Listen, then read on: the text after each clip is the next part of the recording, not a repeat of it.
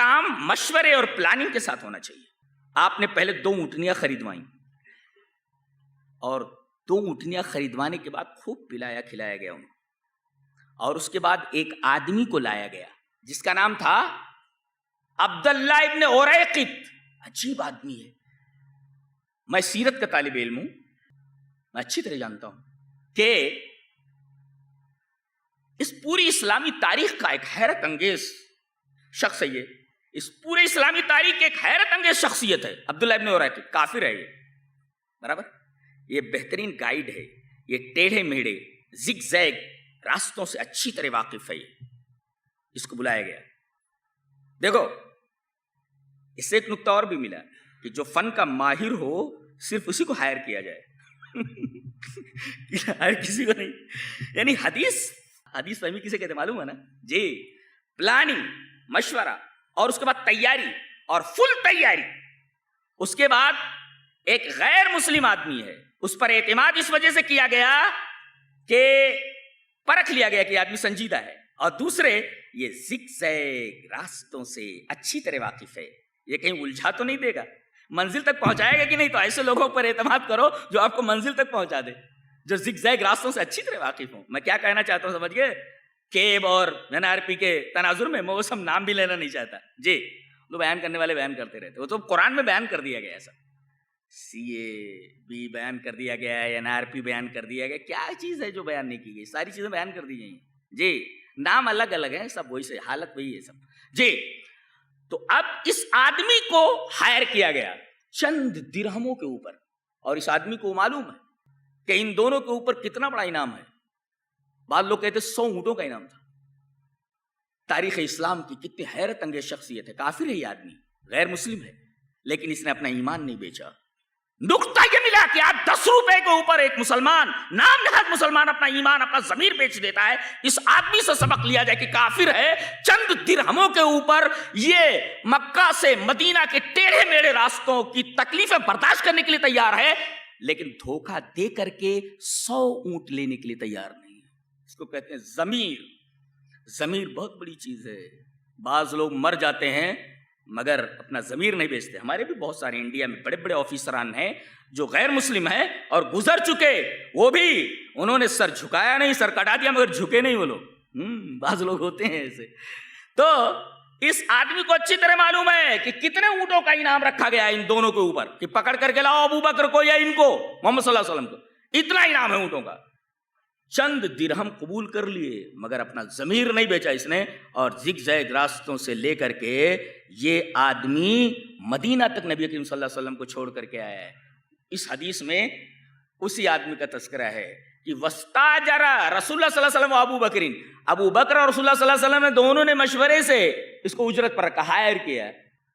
استاجرہ کا مطلب to higher, اس کو ہائر کیا. اچھا, رجلن خریتن, خریت جانتے ہو کیا؟ خریت, خریت کا مطلب ہوتا ہے بہت ہی کائیاں, بہت ہی کائیاں, یعنی بہت ہی باریک بھی اور بہت ہی ماہر, بہت ہی ماہر. خریت. اور کس قبیلے کا تھا؟ رجل من بنی دیل, یہ قبیلے دیل کا تھا جی. اور وہو علی دین کفار قریش, یہ بھی واضح کر دیا گیا کہ یہ مسلمان نہیں تھا, یہ کفار قریش کے دین پر تھا. یہ حدیث کے الفاظ ہیں, وہو علی دین کفار قریش, یہ کفار قریش کے دین پر تھا. اب اس کو بلا کر کے 2 اونٹنیاں دے دی اس کو. فدفع الیہ راحلتیہما, وہ جو 2 اونٹنیاں تھیں اس کے حوالے کر دی. وبعدہ غار ثور, کہا کہ بعد ثلاث لیال, 3 دن کے بعد, 3 راتوں کے بعد تم وہاں غار ثور کے پاس لے کر کے آ جانا.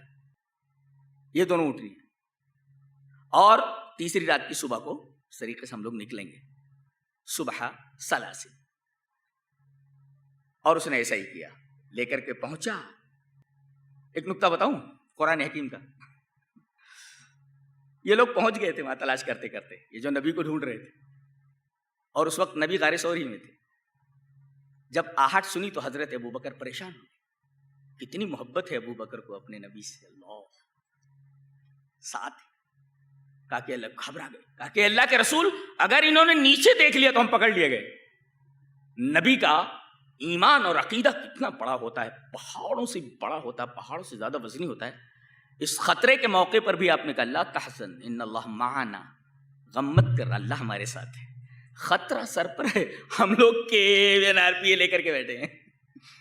آیت کریمہ کیا بول رہی ہے؟ خطرہ سر پر آ گیا ہے، صرف نیچے جھک کر دیکھ لیا گیا تو پکڑ لیے گئے. قرآن نہیں پڑھتے ہیں آپ لوگ، میں تو قرآن حکیم کا طالب علم ہوں، میں تو دیکھتا ہوں پورا سب منظر میرے سامنے نظر آتا ہے. سب قرآن ایک آئینہ ہے، اس آئینے کے اوپر چلتی ہوئی قیامت تک کی پوری تصویریں دکھ رہی ہیں. تم کہاں ہو تم؟ نبی کیا بول رہے؟ خطرہ سر پر ہے.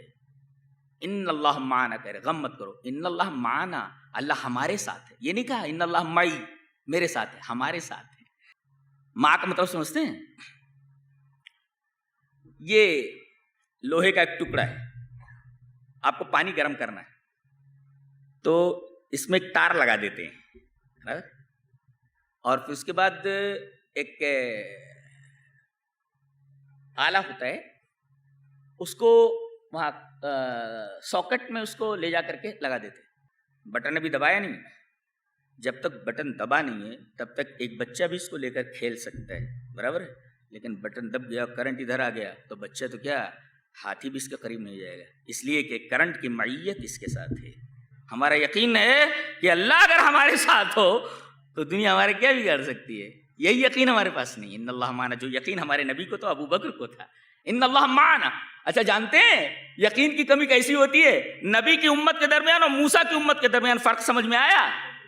نبی نے کیا کہا؟ لا تحزن ان اللہ معنا. ابو بکر غم مت کرو، اللہ میرے ساتھ بھی ہے، تمہارے ساتھ بھی ہے. نا معنا جمع کسے کا استعمال کیا گیا. اور مصیبت کے وقت، اچھا ایک مصیبت موسیٰ پر بھی آئی ہے اور ان کی قوم پر. یہ راتوں رات لے کر کے بنی اسرائیل کو نکل گئے. سامنے بحر قلزم ہے، بحر احمر جو اس کی شاخ ہے بحر قلزم کی، سامنے دریا ہے. آگے گئے تو ڈوبے، اور پیچھے فرعون کو معلوم ہو کہ وہ اپنا لشکر لے کر کے آ گیا. اب یہ بیچارے یہ چکی کے دو پارٹوں کے درمیان ہے. کتنا بڑا خطرہ ہے، ادھر جائیں تو موت، ادھر پلٹے تو موت، بھاگنے کا کوئی راستہ نہیں. ابو بکر نے یہ نہیں کہا کہ اللہ کے رسول آپ نے کہاں لا کر کے ہمیں پھنسا دیا، آپ کی بھی جان جانے والی، ہماری بھی جان جانے والی. یہ نہیں کہا انہوں نے. موسیٰ کی قوم بے صبری تھی، اس نے کیا کہا؟ قال اصحاب موسیٰ انا لمدرکون. اے موسیٰ، اصحاب موسیٰ نے کہا موسیٰ کہاں لا کر پھنسا دیا، ہم تو پکڑ لیے گئے. دیکھ رہے ہیں آپ، پکڑ لیے گئے. قال کلا کا چاپ، یو کا چاپ.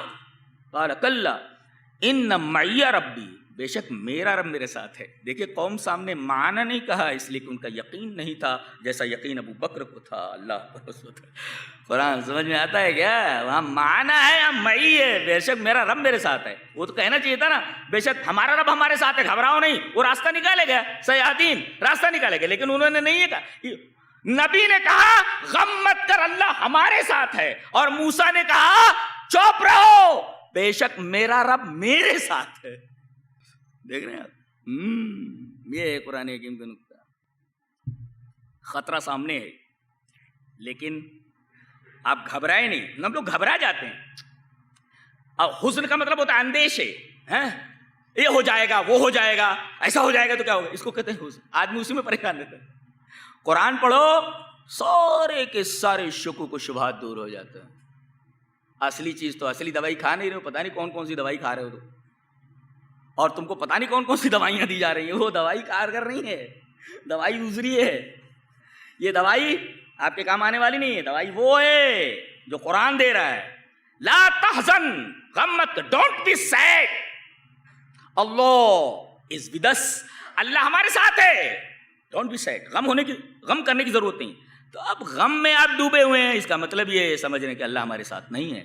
وہاں دیکھیے موت سامنے کھڑی ہے، لوگ قریب پہنچ گئے ہیں، پکڑ لیتے. ابو بکر کہہ رہے ہیں نیچے اگر دیکھ لیا گیا اللہ کے رسول، ہم لوگ پکڑ لیے جائیں گے. غم مت کرو، اللہ ہمارے ساتھ ہے. اللہ ہمارے ساتھ ہو جائے تو دنیا ہمارا کیا بگاڑ سکتی. لیکن یہ یقین ہمارے دلوں کے اندر ہے، آپ دیکھ لیجیے. نہیں، یہ آدمی اپنے وعدے کے مطابق پہنچا اور زگزگ راستوں سے لے کر کے مدینہ تک چھوڑ کر کے آ گیا. کتنی ساری چیزیں ہیں، آپ اس واقعے پر غور کیجیے. پلاننگ، مشورہ ہے، تیاری ہے، اور پھر ایک غیر مسلم جس کو آزمایا گیا ہے، سنجیدہ ہے، اس کو ہائر کیا، زگ زیگ راستوں سے واقف، بہت ساری چیزیں ہیں ہجرت کے واقعے میں۔ اس حدیث